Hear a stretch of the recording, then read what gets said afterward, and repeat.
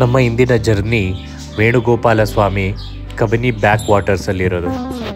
ಈ ಟೆಂಪಲ್ ಬಂದು Kabini back waters ಅಂದರೆ ಕಾವೇರಿಯ ಹಿನ್ನೀರಿನಲ್ಲಿ ಮುಳುಗೋಗಿತ್ತು. ಸೊ ಕೋಡೇಸ್ ಡೆವಲಪ್ಮೆಂಟ್ ಮಾಡಿರೋದು. ಸೊ ನೀರಿಂದ ತೆಗೆದು ಅದಕ್ಕೆ ಪರ್ಟಿಕ್ಯುಲರ್ ಆಗ ಜಾಗ, ಈ ಜಾಗದಲ್ಲಿ ಎತ್ಕೊಂಡ್ಬಂದು ಕಂಪ್ಲೀಟ್ ಜೋಡಣೆ ಮಾಡಿ ಆ ಶಿಲೆಯಾದ ಶ್ರೀಕೃಷ್ಣನನ್ನು ಮರುಸ್ಥಾಪಿಸಿದ್ದಾರೆ ಈ ಜಾಗದಲ್ಲಿ. ತುಂಬ ಚೆನ್ನಾಗಿದೆ ನೋಡೋಕ್ಕೆ.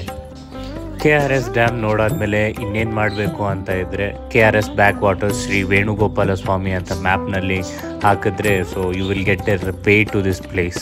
ಸೊ ಬಂದು ನೋಡ್ಬೋದು ಎಷ್ಟು ಚೆನ್ನಾಗಿದೆ ಅಂತ. ಹೊಯ್ಸಳರ ಕಾಲದ ಒಂದು ಶೈಲಿಯಲ್ಲಿ ಕಟ್ಟಿದ್ದಾರೆ. ಮುಂದ್ಗಡೆ ನೀರು ಕೂಡ ನೋಡ್ಬೋದು.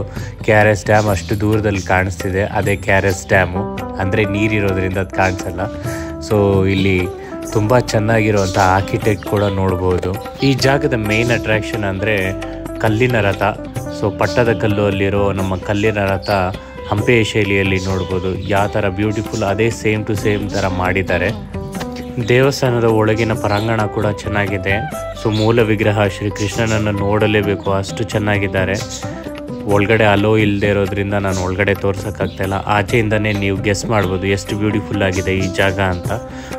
ಬಂದು ನೋಡೋದನ್ನ ಮಿಸ್ ಮಾಡಬೇಡಿ.